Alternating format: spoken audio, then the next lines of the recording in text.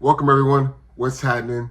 Today is a very special day. It's a good day because the NBA Cup, the Emirates Cup, also known as the NBA in-season tournament, is back today. So we're going to get into all that plus more. But as always, I'm Deondre Hawks with your Lakers Talk Daily, presented by Pechanga Resort Casino.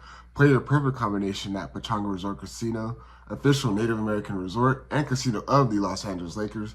Skip the traffic and head on over to Pechanga Resort Casino, just off the I-15 in Temecula. Visit pechanga.com or call 888-PECHANGA for reservations and for more information.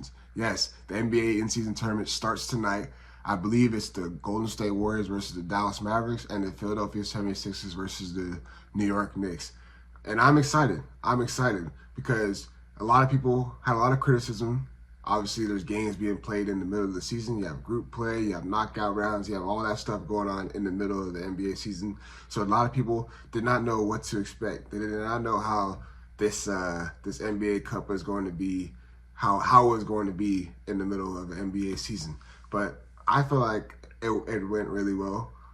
We already know that the Lakers won the inaugural Cup last year. So this is going to be a more challenging year for them if they want to try to return and, go back-to-back champions. The group play is difficult. They got the Oklahoma City Thunder, they got the Phoenix Suns, they got the Utah Jazz, they got the San Antonio Spurs, and all those teams are going to be hungry, knowing that the Lakers have won the first NBA Cup. I know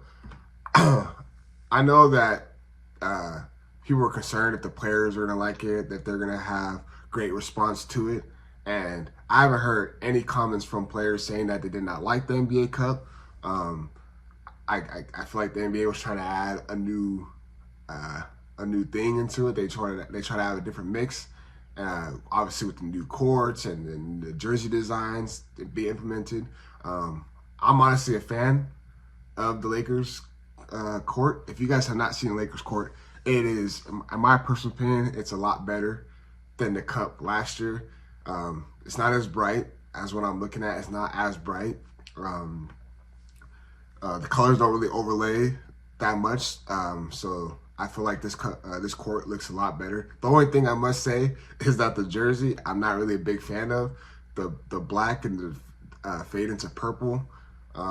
It's an okay look. I feel like you don't really need to go all out, especially when the court is already all out itself.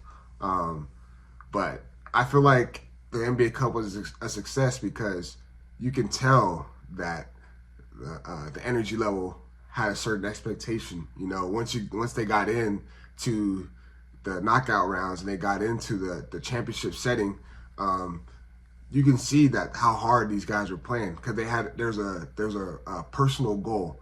There is a reward for winning accomplishment like this. And obviously we know that runners-up get $200,000 and then the championship team gets $500,000. And people are like, oh, why are they doing it for the money? Who cares? Why are they doing this in the middle of the season?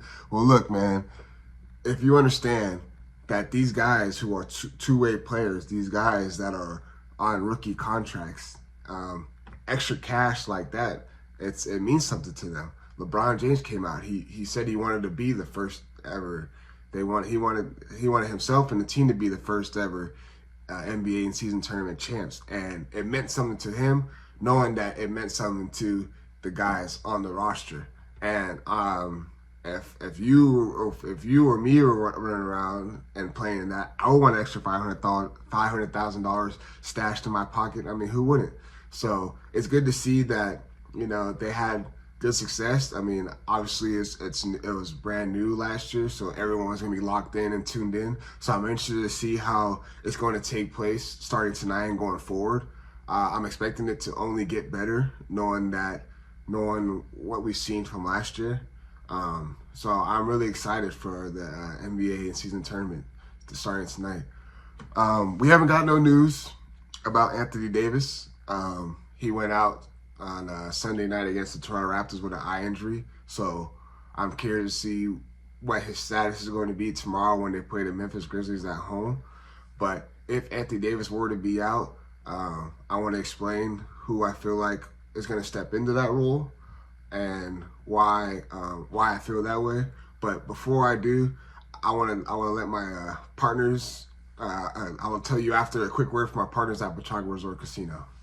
At Pechanga Resort Casino, you can rock and roll, sip and slide, twist and shout. Play your perfect combination at Pechanga Resort Casino, official Indian gaming sponsor of the Lakers.